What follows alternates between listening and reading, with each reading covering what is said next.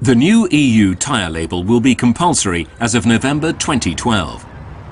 You will likely notice the effects of the label when your vehicle needs new tyres, like our Tina Tyre here. So what awaits you when you visit a tyre retailer? We can see right away if the tyres differ in 3 key criteria. This is made easy by the colour charts and the values representing the so-called pass-by noise, and yet it can still be quite confusing at first. Tina is already partially familiar with the system used for refrigerators. The more energy efficient a refrigerator is, the greener the graphic, but she has no idea what all this means when it comes to tyres. The tyre retailer explains to Tina the information shown on the new EU tyre label and which individual characteristics it addresses. The label focuses on 3 key characteristics of a tyre: energy efficiency, tyre grip on wet roads, and the intensity of the pass-by noise. For the first 2 criteria, A is the best mark. For pass-by noise, the absolute value is given in decibels. This makes sense for the consumer and provides an instant overview. Of course, Tina also wants to know exactly what the individual points mean. The question is, what impact do the individual points have? To find this out, Tina goes home to do some research.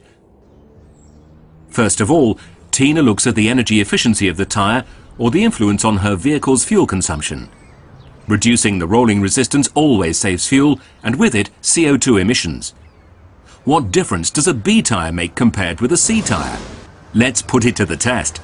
The test begins in Hanover. A tyre from fuel category C uses almost exactly 0.1 more litres of fuel over a distance of 100 kilometres or 62 miles than a tyre from category B. But does this also apply to long distances?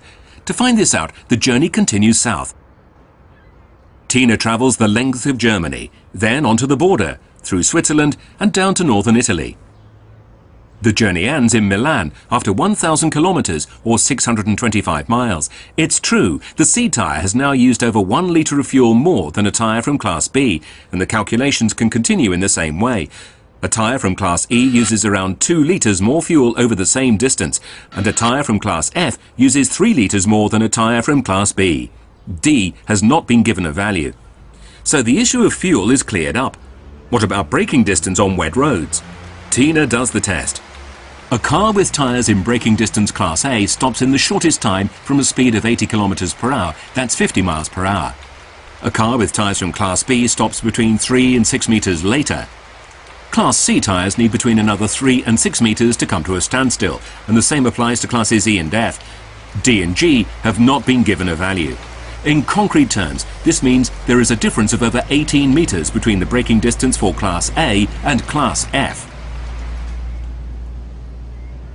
Now for the final point, noise levels. Tina learns that there are 3 classes that characterise the external noise of a tyre. The different noise symbols on the label show the absolute decibel values. Okay, Tina now has all the information she needs. She returns to her tyre retailer armed with her newfound knowledge. The sales representative also explains that if Tina wants to find out more about tyre performance, then a complete understanding of tyres' overall performance can be found in the extensive tyre tests carried out by independent magazines and consumer associations. These tests investigate all the various factors such as aquaplaning characteristics or handling on wet and dry roads not included in the tyre label.